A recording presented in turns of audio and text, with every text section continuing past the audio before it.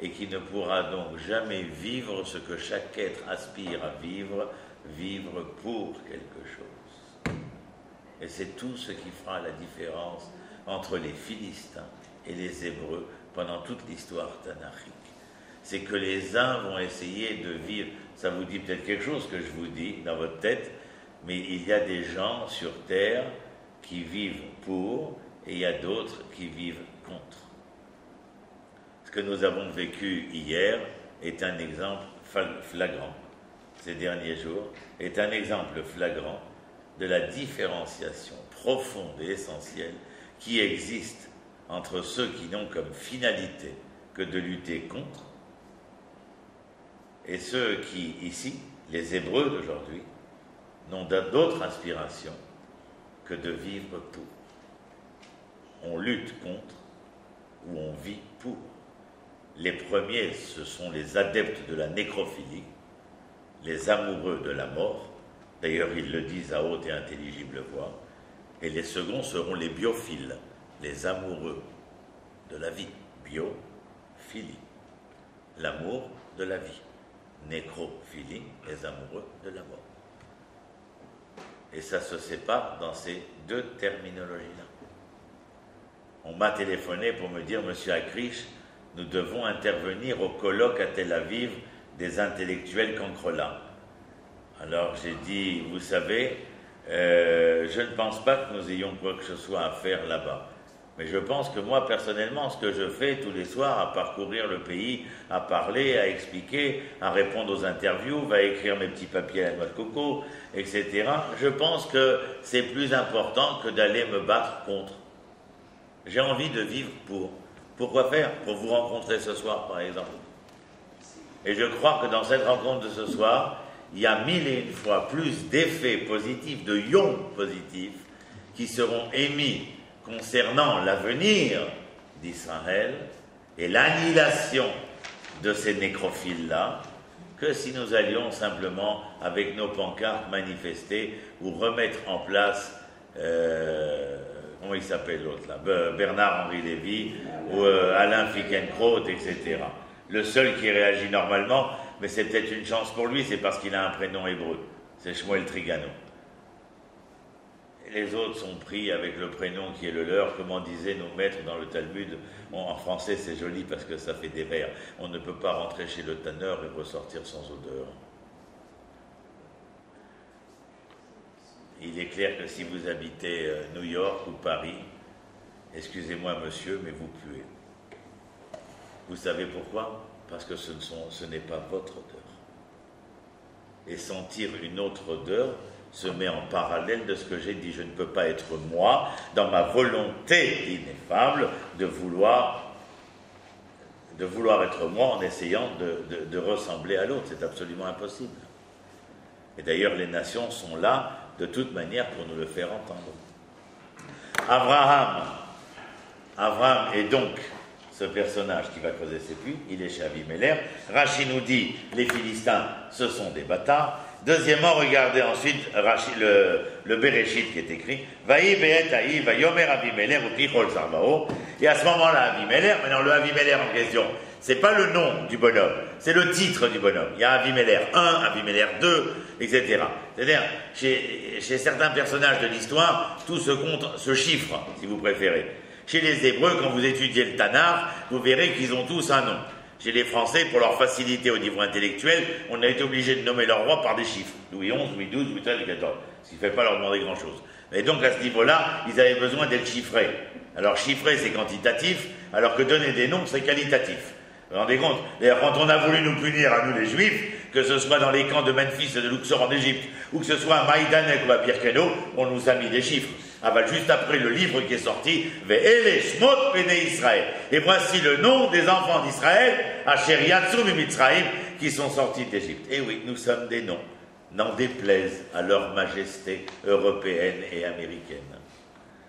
Ah, il est écrit, Vaï Be'etaï, Vayomer Avimelech Pichol Sarvao, Abraham est mort, Elohim Imecha. Il lui dit, Dieu est avec toi. Ah, là je m'arrête. Il y a plein de trucs, je devrais m'arrêter, mais on n'a pas le temps. Mais ça, je m'arrête. Elohim Imecha, il lui dit. Ah oui, et pourquoi, qu'est-ce qu'il aurait pu lui dire d'autre? À la place d'Elohim Imecha. Allez, une voix d'entre vous. À la place d'Elohim Imecha, qu'est-ce qu'il aurait pu dire? Eh bien, Hachem Imecha, n'ayez pas peur, je lance personne. Hachem Imecha. Non, il dit Elohim. Elohim, c'est le Dieu de la création, le Dieu porteur de l'ensemble des lois immuables de la création. C'est donc quand il s'adresse à Abraham comme étant le représentant de Dieu, c'est-à-dire qu'il est Bémet Av Amon Goïm, le père de toutes les nations, et Avimelech reconnaît dans ce Abraham quelque chose de particulier qu'on va d'ailleurs découvrir chez Rachi pour mieux comprendre dans un instant. Mais Avimelech, il lui dit Elohim Imecha. Moi en hébreu, excusez-moi, hein, j'ai que 31 ans en Israël, mais j'aurais pas dit Imecha. J'aurais dit Elohim. Oui, Imcha, c'est la même chose. J'aurais dit autre chose. Là, il dit Imcha. Imcha. Ça, c'est la même chose. Mais il aurait pu dire Elohim Itra. Or, quand tu dis Im, c'est pas et. Im, c'est avec. Comment on dit un peuple en hébreu? Vous avez compris que pour être un peuple, il faut être avec. Am, c'est Im. Oui, mais écoutez bien ce que j'ai dit. C'est très important. Parce que le nombre d'énergumènes qui sont falsifiés au niveau cérébral, il est plus important que ceux qui sont capables de comprendre ce que je suis en train de vous dire maintenant. Am, c'est la même racine que im, car pour être un peuple, il faut être avec. Ça veut dire que si tu n'es pas avec, je suis désolé de te le dire, tu n'es pas le peuple. C'est-à-dire, cet après-midi, je reçois un mail sur l'ordinateur. Nous allons manifester à Paris, la rue, je ne sais pas quel trou on met, une autre qui lui demande, et à Marseille, que fait-on? J'ai dit, mais si vous voulez marquer la plus grande de vos manifestations, c'est de prendre la citoyenneté d'Israël avec tous les droits et les devoirs. Qu'est-ce que vous êtes en train de vous triturer l'esprit de savoir si vous allez manifester devant l'ambassade, oui ou non? Devenez citoyen israélien, avec tous les droits et tous les devoirs, et vous avez résolu le problème, puisque de toute façon, ça fera mal à toute la planète, dès que vous deviendrez citoyen. Dès qu'il y a un juif qui construit une maison, qui monte en Israël, c'est un problème d'État. Et encore une fois, nous ne sommes pas là pour nous battre contre tous ces gérants, soi-disant, de l'histoire intellectuelle, qui ne représentent absolument rien, parce qu'ils ne sont que le répétitif d'événements historiques ressemblants et pas du tout dissemblants pendant toute l'histoire, et donc nous n'avons pas à nous inquiéter. Par contre, nous devons faire ce que nous avons à faire. Des bateaux approchent, on leur rentre d'Allah. Ça, c'est clair. Si quelqu'un, après le 15 mai 48, pense qu'on peut toucher au nom hébreu impunément, il se trompe. Avant le 15 mai 48, on pouvait crier dans les rues « Rauschnel Juden ». Mais à partir du 15 mai 48, si tu lèves la main sur un juif, le verdict, c'est la mort. Bravo. Il n'y a pas d'autre verdict. Et ce n'est certainement pas ni les signataires de G-Street, ni les signataires de G-Call, qui depuis leur demeure parisienne ou washingtonienne vont aller peser sur les parlements, les sénats américains ou les parlements européens pour que eux viennent entériner sur les gouvernements israéliens ce que nous devrions devenir. Chutzpah, effronterie, crime de lèse-majesté. Crime de lèse-majesté. Comme toutes ces ONG dont on n'avait aucun doute qu'il s'agissait de la vomissure internationale musulmane, il est clair que nous n'attendions rien d'humanitaire de leur part. Tout a été prouvé, filmé. Mais bon, nous le disons dans la prière tous les jours, des yeux ils ne verront pas, des oreilles ils n'entendront pas, un nez ils ne sentiront pas. Il n'y a pas plus sourd que celui qui ne veut pas entendre. Donc il est bien évident que l'ensemble des chancelleries du monde n'ait pas pu reconnaître la vérité. Mais nous savons quelle est la vérité.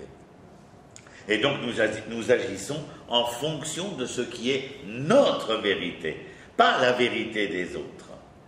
Et il faut faire très attention à cela dans son existence. Quand on est mari et femme, quand on est parent, quand on est enseignant, quand on est responsable d'une collectivité, et encore plus quand on est responsable d'un pays et d'un peuple. Nous sommes là pour affirmer envers et contre tous les aléas de l'histoire l'identité auquel nous appartenons et pour laquelle nous sommes revenus ici. Sinon, croyez-moi, on avait des postes à Tizi Ouzou, à Trifouille-les-Doigts-de-Pied. On n'avait pas besoin de se retrouver un an après l'Alia en uniforme militaire pour aller faire la guerre au Liban. On n'était pas obligé. À Abraham, il lui dit comme ça, Elohim Imcha, il le reconnaît comme le père des grandes nations. Regardez juste en dessous, Rashi, qu'est-ce qu'il dit? Elohim Imcha, ça veut dire qu'Avimelech suivait l'épopée abrahamique. Tout en bas, la dernière ligne. Elohim Imecha, les fichera Ushiyatsa Mishchunat Sdom les Shalom. Il est sorti de Sdom en paix. Ah, vous vous rendez compte? La terre a été retournée et Abraham il est sorti. C'est pas suffisant. Veim Amelachim Nilcham Benaflu Beyado. Il s'est battu avec des rois et il les a vaincus. Mais Abraham c'est un berger. C'est un pauvre mec. Comment il allait se battre contre 5 rois pour aller sauver Lot, son neveu, qui avait été prisonnier? Nos sages nous disent, il a pris 300 de ses élèves. Ah, il dit comme ça, c'est embêtant, hein, je vous l'accorde. Je vais même faire une pause avant de vous le dire.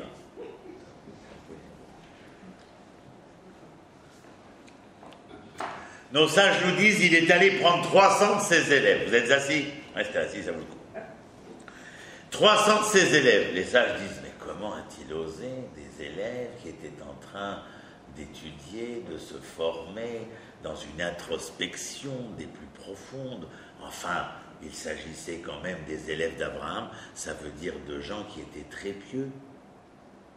Mais ils étaient tellement pieux qu'ils auraient pu devenir inamovibles. Or, l'Éternel leur a dit, Abraham leur a dit, pardon, vous ne pouvez pas être des gens pieux, parce que ce que vous étudiez, c'est la halacha. Et la halacha, la racine, c'est la lechet. Bien avant Henri Bergson, nous savions que, de par notre loi, que l'homme est un être en devenir. L'homme est un être mouvant.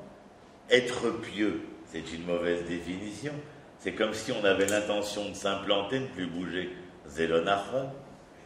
Vous avez compris pourquoi je dis d'être assis? Parce que des fois, ça dérange ce qu'il dit Roniac. Alors, je suis contre les pieux, mais je suis pour les hommes de la halakha.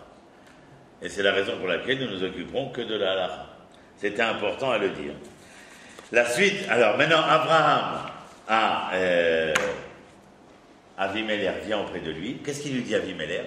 Il lui dit, mon cher Abraham, j'ai reconnu que tu étais l'homme de Dieu, et puis surtout j'ai vu ce qui s'est passé à Sodome, j'ai vu ce qui s'est passé avec les rois, et regardez le dernier truc, Venifkeda Ishto les Ikunav. Vous voulez que je vous le dise à ma manière?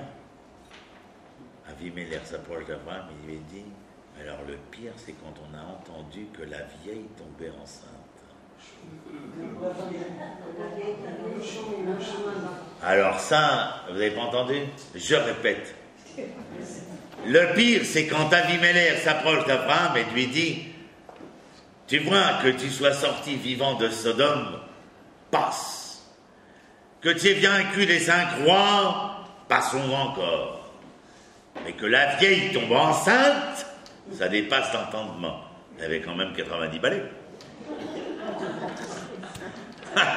Je veux dire, c'est pas évident, mais c'est pas ça qui lui a fait peur au sieur Avimelech. C'est le fait de savoir que cet homme de Dieu, qu'il reconnaissait comme étant celui qui chapeautait l'humanité humaine, allait avoir un descendant pour lequel le texte nous dirait Ki Beitzrak Ikare Shimcha. Par Yitzhak, ta descendance sera intitulée. Et puis en plus, en l'appelant comme ça, on lui faisait un petit clin d'œil à Abimelech. C'est lui qui rira. C'est pas toi. Alors que veut faire Abimelech avec Abraham? Accord de paix. Eskémé Shalom. Et où est-ce qu'il le rencontre à Abraham quand il vient avec son serviteur, ministre de la Défense, Pichol? Lui aussi, il y a Pichol 1, après il y a Pichol 2. Alors il vient le rencontrer, il lui dit on fait les accords de paix ici. Où? Auprès du puits. Et alors, comment on va faire cet accord de paix? Il dit, moi je te donne, toi tu me donnes. Qu'est-ce que tu me donnes? Je te donne la paix. Et toi Abraham, qu'est-ce que tu me donnes? Moi je te donne 7 brebis. D'ailleurs, puisqu'on fait ça à côté du puits, on va appeler le puits des 7 brebis, on va l'appeler Beersheba. Mais alors, comment vous traduisez Sheva en hébreu? Il y a 3 traductions. Alors faites-moi plaisir, donnez-les-moi. Sheva, c'est 7, ça on a compris. Après, Shvua, serment. Et le 3e, il vous reste 10 secondes. Le temps qui nous était imparti s'étant écoulé, je vous donne la réponse. Savea, rassasié. Ces 7 génisses, 7 brebis qui vont servir à l'alliance, eh bien, elles sont la promesse, c'est-à-dire ces 7 brebis sont la promesse de la plénitude de ces accords de paix que nous allons appeler, vous et moi, Beersheba 1. Seulement les sages, ils n'entendent pas de cette oreille-là. Vous êtes toujours assis? Vous avez bien fait. Parce que ce que je vais vous dire va vous asseoir. Encore plus que vous n'êtes assis d'ailleurs. Certains de nos sages nous disent que Abraham, pour obtenir la paix avec Avimelech, pour leurs enfants, leurs petits-enfants et les générations à venir, les 7 brebis n'étaient que la bague d'alliance. Mais qu'est-ce qu'a donné Abraham à Avimelech pour lui chatoyer les désirs d'alliance? Alors vous êtes assis, je vais vous le dire, il lui a donné la ville de Shalem. Shalem, c'est la ville qui va devenir Shalem. Et c'est la raison pour laquelle diront nos sages qu'après le Vayehi que vous avez vu là, il y aura Vayehi achav advarim ha'ele. Et ce fut après ces paroles, ces événements. Quelles paroles? Quels événements? Ve'a Elohim nissa et Abraham, et l'Éternel mit à l'épreuve Abraham. Car et bincha et yechidecha, asher hafta, car et Yitzhak. Et où est-ce que tu l'emmèneras pour le sacrifier? Sur la montagne de Shalem. Parce qu'il y avait peut-être une question.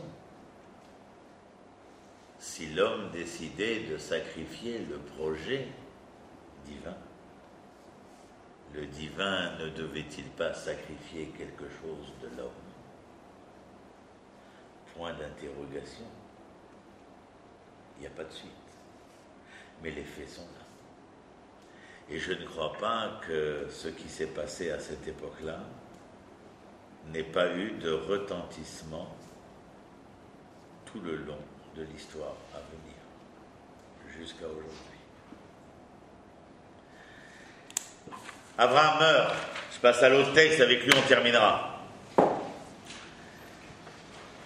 L'autre texte. Ah, et voilà. Va Isra Yitzhak Beretzaï. L'enfant Yitzhak est seul. Je vous rappelle qu'il s'est marié, mais qu'il n'a pas été emmené à Haran pour être marié. On lui a ramené sa femme. D'ailleurs, l'épisode du retour de sa femme, permettez-moi de faire comme avec Abraham et Prévert et Sarah, un passage égayant. Lorsque Rivka vient sur le chameau, vous l'imaginez à la Cécile B2000 avec la cage voilée, etc. Et alors elle demande à Eliezer, elle aperçoit un homme dans les champs de Mamré, et elle lui dit, dites-moi mon brave, quel est cet homme que j'aperçois au loin? Il lui dit, eh bien princesse, c'est votre futur que vous apercevez. Et la donzelle étant tellement frémissante qu'elle tomba du chameau, elle fut la première à tomber amoureuse dans l'histoire idyllique biblique. Il la fit rentrer dans sa chambre et se mit à l'aimer comme dans la chambre de sa mère, comme il se mit à l'aimer dans la chambre de sa mère. L'affreux des Bauer avait du boulot à ce niveau-là, au niveau tanakhique. Mais passons, et Yitzhak trouve qu'il n'y a pas assez à manger. La famine s'installe de nouveau en Palestine, enfin ce que nous appelons la Palestine, et il décide de partir en Égypte. L'Éternel intervient, il lui dit, halte là, qui va là? Et Yitzhak lui dit, je fais comme papa, je suis un bon enfant, je vais en Égypte, j'ai tout en carton pour essayer de trouver à manger. Et l'Éternel lui dit, il n'en est nullement question, mon cher.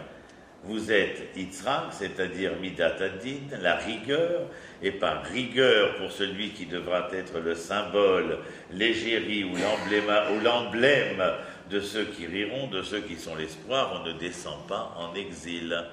La seule chose que je vous accorde, c'est de résider chez Abimelech II, dont le ministre de la Défense s'appelle Pichol II.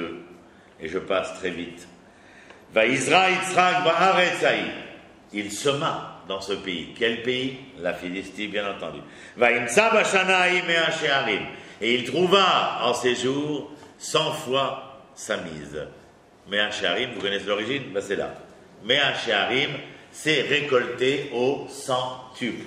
La formule Mea she'arim, récolté au centuple. C'est clair? Il a fait. Vaïgdal haïsh vaïler alors vegadel. Et l'homme grandit, s'imposa. Adki gadal meod, il devient opulent. Vaïlo miknetson, il eut des troupeaux de moutons et des troupeaux de bœufs. Ve'avuda rabba, et beaucoup de serviteurs. Et alors, vaïkanu oto. Qu'est-ce que j'aurais pu dire? Je répète. Il s'est installé, il a fait beaucoup d'argent, il a beaucoup de biens. À ce moment-là, les Philistins, Vaïkanu Oto. Qu'est-ce qu'on aurait pu dire à la place de Vaïkanu Oto?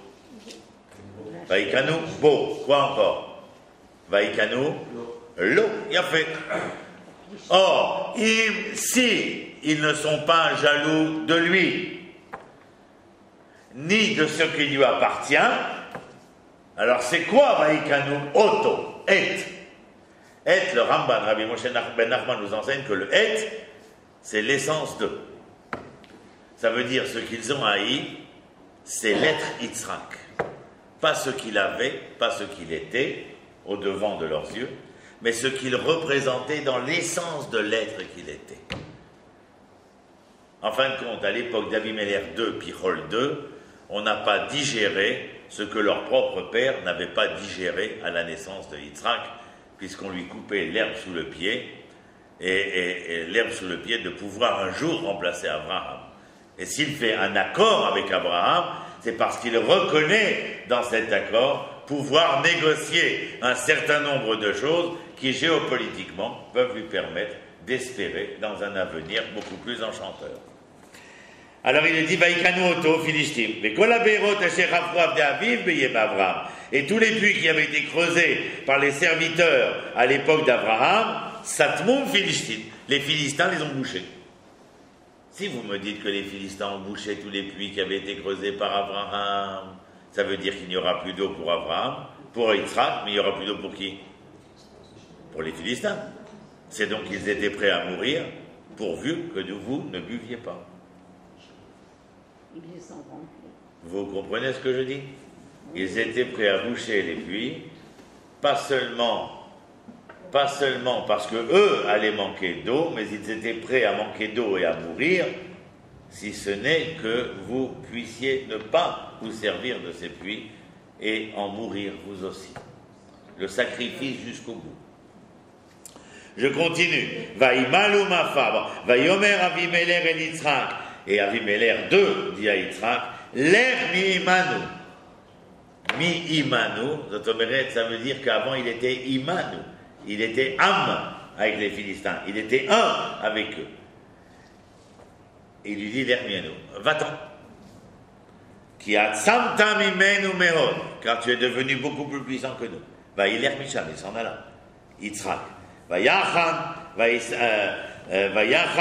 Benachal Gra, il s'installa près de la rivière de Gra. Vayeshev Sham, il s'installa là-bas. Vayashov Yitzhak, Vayapor et Beirot Amaim, Asher Chafru Beyema Abraham Aviv. Et qu'est-ce qu'il fait maintenant, le pauvre Yitzhak?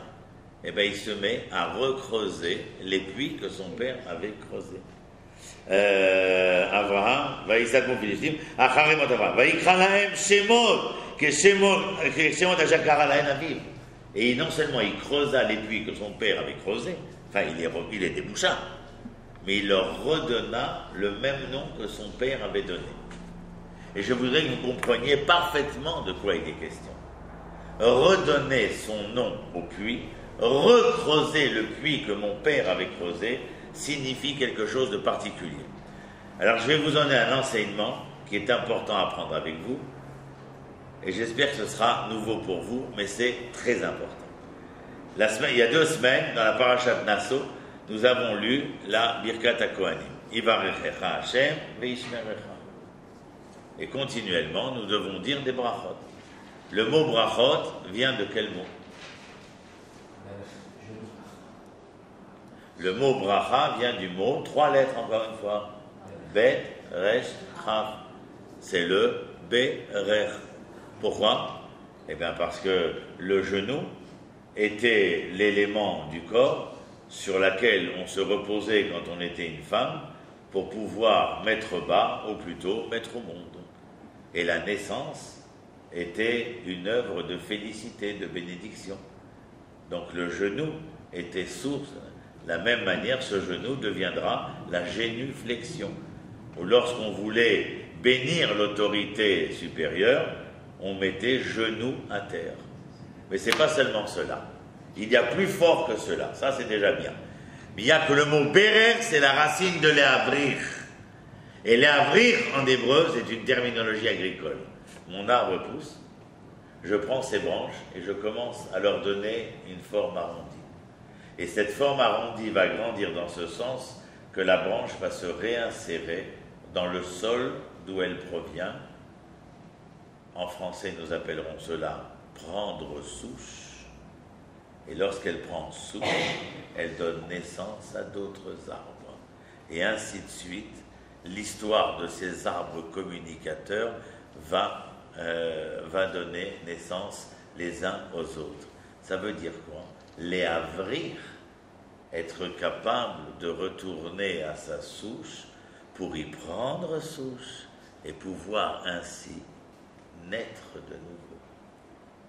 Bracha. Vous vous rendez compte? C'est extra. On n'est pas venu pour rien. Et les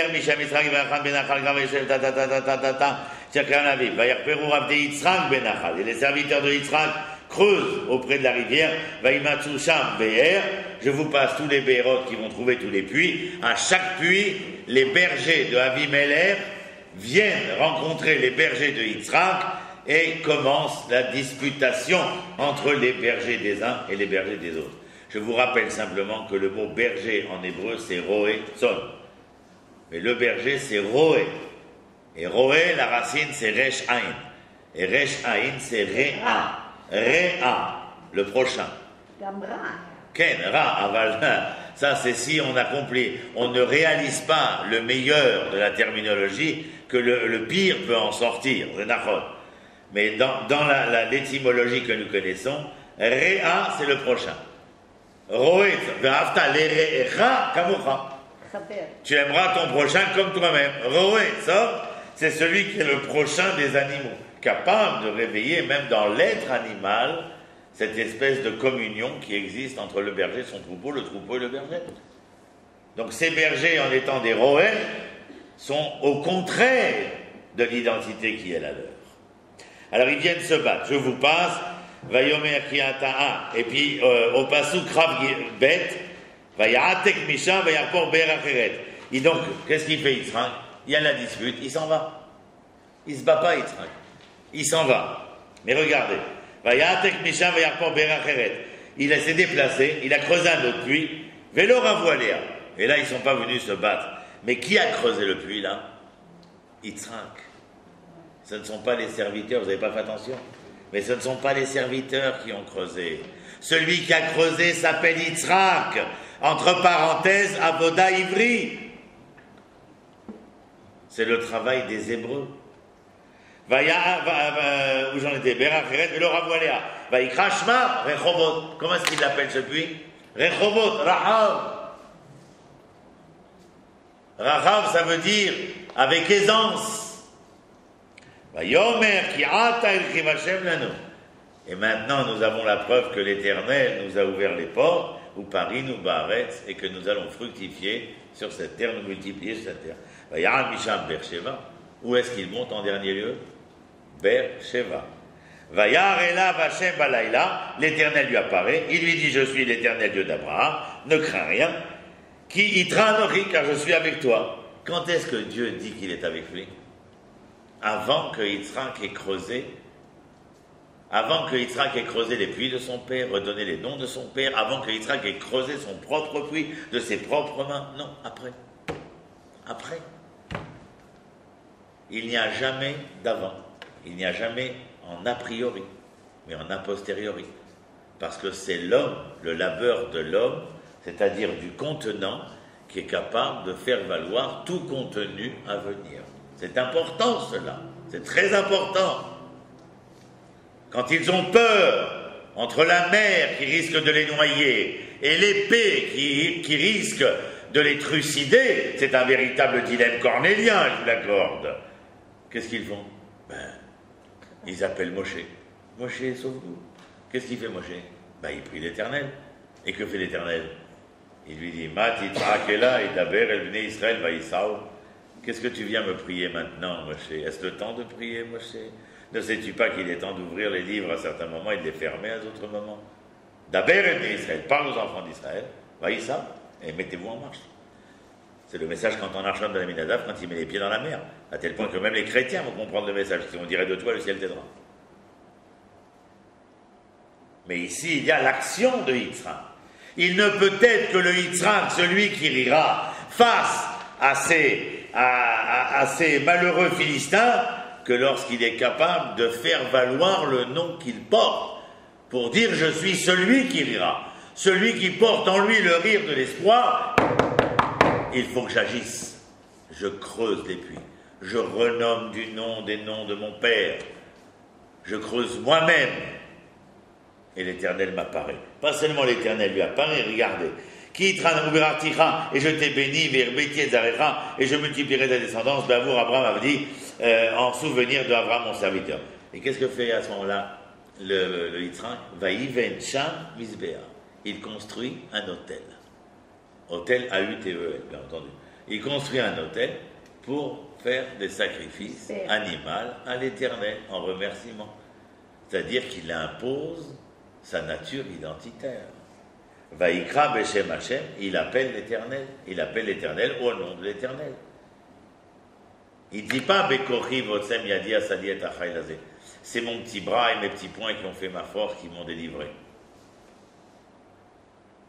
Même quand Tsahal intervient, il faut que Tsahal soit insufflé d'un esprit pour pouvoir réussir. On n'a jamais vu la matière se mouvoir par elle-même. La matière a besoin d'être mue par un souffle de vie. Et c'est cet esprit qui anime nos combattants au combat. Vayet Shamoalo. Et qu'est-ce qu'il fait ensuite? Il plante sa tente. Certainement comme celle d'Abraham, ouverte aux 4 vents pour vous dire qui que vous soyez, d'où que vous veniez, il vous est permis de rentrer. Vayichru Sham Avdei Yitzhak. Et les serviteurs d'Israël vont continuer à creuser des puits. Ve'avimelech halach elav migra. Alors là, coup de théâtre. Qui vient à Beersheba? Celui qui l'a renvoyé. Celui qui l'a... il s'est débarrassé de lui. Alors, ce qui a marqué, Avimelech, Alach, Elav, Migra, Vachuzat, Maréou, Pichol, Sansraou. Avimelech 2 et Pichol 2 se rendent à Beersheba pour rencontrer qui? Yitzhak. Vayomer Aleem Yitzhak Madoua Batem Elai. Qu'est-ce qu'il dit Yitzhak? Ce que chacun de nous aurait dit. Vous êtes venus pour quoi faire? Si tu m'as mis à la porte et que je te vois venir vers moi, la question que je te pose c'est pour quelle raison? Et tu veux dire. Et qu'est-ce que dit Yitzhak? Vayomer Aleem Yitzhak Madoua Batem Elai. Ve'atem Sanetem Oti. C'est là Vaikanu Oto. C'est là Vaikanu Oto. C'est pas ils étaient jaloux de l'être qu'il était, simplement du message dont il était porteur. Non, c'est plus que ça. Vaïsanu Oto. Sanetem Oti. C'est une haine gratuite. Vateshlachuni miitrem, et vous m'avez renvoyé d'entre vous. Vayomu Rao Rainu Kiaya. Regardez maintenant ce qui est écrit. Nous avons vu que quoi? Hachem Imecha. Son père, qu'est-ce qu'il avait dit à Abraham? Elohim Imecha. Avimelech 2, qu'est-ce qu'il vient dire? Hachem Imecha. Qui est Hachem Yudke Vavke? Ce n'est pas le Dieu maître des lois immuables de la création. C'est ce Dieu qui vous a choisi. Asher Bachar Banu Mikol Amim Venatan Nano et Torato. Qui Bachar Hashem Betzion, Iva les Moshavlo, Dieu a choisi Sion, et il est nostalgique de ce terroir-là. Qui Yaakov Bachar Loya, Israël et Zulato. Et le trésor qualitatif que l'Éternel a choisi pour le représenter, c'est ce peuple-là, les enfants de Yaakov, sur cette terre-là. C'est dans cette osmose-là du peuple et de la terre que les fruits sont capables d'être donnés et d'être révélés à l'ensemble des nations. Alors il lui dit, l'autre Abimelech, on a vu que l'Éternel est avec toi. C'est pas une histoire internationale. C'est peut-être une histoire qui deviendra universelle, mais qui n'est pas internationale. Elle passe d'abord et avant tout à travers toi, dans ce que tu es, et si un jour elle doit être universelle, c'est à travers toi. Car ta rédemption à toi, c'est ta rédemption à toi pour le bienfait de l'ensemble de l'humanité.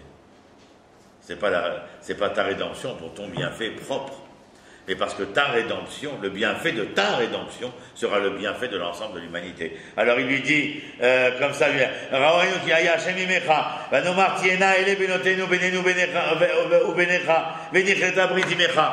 on aimerait bien signer Beersheba 2, nouveaux accords de paix. Qu'est-ce qu'il lui dit? Nos filles seront vos filles et vos fils seront nos fils. Alors Yitzhak, im ta'aseh imanu ra'a ka'asher lo naganu ra'a. Tu vas pas nous faire du mal, Yitzhak, quand même. On t'a pas touché, nous. Ve ka'asher asinu imcha raktov. Nous, on t'a fait que du bien, Yitzhak. Ou que chez la recha beshalom. Et même quand on t'a renvoyé en paix. On aurait pu te mettre dans des fours. Ou dans des chambres à gaz. Mais on t'a renvoyé en paix. On est sympa. Ata, Baruch Hashem. Et toi, maintenant, tu es le béni de l'Éternel. Alors, tu es obligé de faire des accords de paix avec nous. Eh bien, Yitzhak ne fera pas d'accord de paix avec eux. Yitzhak, c'est lui qui a creusé, c'est lui qui a nommé, c'est lui qui a travaillé, c'est lui auquel l'Éternel est apparu, c'est lui qui a fait l'autel des sacrifices pour marquer son identité spirituelle, c'est lui qui a planté sa tente sur ce terroir, c'est lui qui fait. Et regardez ce qui est marqué à la fin. Il leur a fait un buffet, il leur a donné à manger, il leur a donné à boire. La suite, je ne voulais pas marquer, mais il les a fait dormir. Et le lendemain matin, il les a accompagnés 3 pas sur le chemin de leur maison. Quel est le pronom ici qui est décliné pour l'ensemble des verbes? Il, Yitzhak. Yitzhak leur donna à manger, Yitzhak leur donna à boire, Yitzhak les coucha, Yitzhak les leva, Yitzhak les raccompagna. Il n'y a pas d'accord. Il y a ce que Yitzhak a voulu entériner. Il est la rigueur, il ne quittera pas Eretz Israël du fait de cette rigueur-là. Et c'est parce qu'il est cette rigueur qu'il aura la possibilité d'être celui qui sera Yitzhak, celui qui rira, celui qui sera l'espoir des lendemains qui chanteront. Qu'au travers cette rigueur d'identité, de foi, d'agissement, de comportement, de propos, c'est à travers cela que nous pouvons être reconnus sans signer aucun accord, mais simplement dans le fait que nous affirmons haut et fort quel est notre nom, et que notre nom propre, comme je le dis toujours, c'est l'hébreu, et pas le nom juif, parce que je ne sais pas dans quel cas on peut le mettre celui-là, mais que si mon nom propre est hébreu, alors j'appartiens à un peuple, et que ce peuple est particulier, et qu'il est différentiel, et que ma langue l'est tout autant, mon histoire tout autant, ma culture tout autant, mon terroir tout autant, et tant que je ne suis pas capable de faire valoir cela, alors je serai semoncé, abordé, critiqué, vitupiré, le méchanema. Aval, il est clair que je ne pourrai pas être ainsi que le texte biblique le dit, Vayishvu les Bétar. Ils furent assis sur leur terre avec sérénité. Cette sérénité ne peut venir que de la sérénité d'affirmation de l'identité qui est la nôtre. Vous verrez que dans les jours à venir, il y aura beaucoup moins de bruit après ce que nous avons fait que si jamais nous ne l'avions pas fait. Parce qu'il est clair que le monde a entendu que Israël était capable de parler avec la voix de Yaakov. Avec ça, je termine. Lorsque Moshe veut rentrer à Édom, le roi de Édom lui dit, tu ne rentres pas. Moshe lui dit, mais je ne veux même pas toucher ni tes puits, ni tes champs de blé. Pourquoi ne pas rentrer? Je veux juste traverser le pays. Il lui dit, non, tu ne rentres pas. Tu sais qu'on est cousins germains, Moshiko. Alors il lui dit, oui. Alors il lui dit alors, et bien il lui dit, on a reçu une bracha tous les deux. Toi, tu as reçu Akol, Kol, Yaakov, la voix, c'est la voix de Yaakov, et moi j'ai reçu Yadaïm, Yadé-Esav. J'ai même reçu Al-Kharbe Khatiré sur ton épée. Alors il dit, tu vois, je vais te donner, je suis sympa, je ne te laisse pas passer dans mon pays, mais je vais te donner un joker. Ce joker, c'est celui-là. Je vous ai entendu, là, avant que vous arriviez pour me rencontrer, je vous ai entendu sur la montagne, le rocher, là. Vous vous êtes plaint, il n'y avait pas d'eau, vous aviez soif. Tout ce que vous aviez vécu pendant 40 ans, vous le remettiez en question comme si vous n'aviez rien eu. Enfin, vous n'avez pas véritablement parlé, agi, vous n'êtes pas véritablement comporté comme ce Yaakov qu'on attendait. Alors il dit, tu vois, chez moi tu ne peux pas passer. Pourquoi? Parce que j'ai mis mes mains pour t'empêcher de passer, et mon épée dans mon fourreau, tu ne peux pas traverser. Mais je vais te donner le joker. Si jamais un jour, vous aviez la bonne idée de parler de la voix de Yaakov, sachez que les mains de Esav seraient paralysées. Le Midrash écrit, Im beyom echad, ta'asu shekol kol Yaakov, en yadayim yede Esav. C'est un programme tellement peu compliqué qu'on se demande qu'est-ce qui nous fait trembler, qu'est-ce qui nous fait avoir si peur de devoir affirmer qui nous sommes. Mon fils est en poste à Genève, l'ambassadeur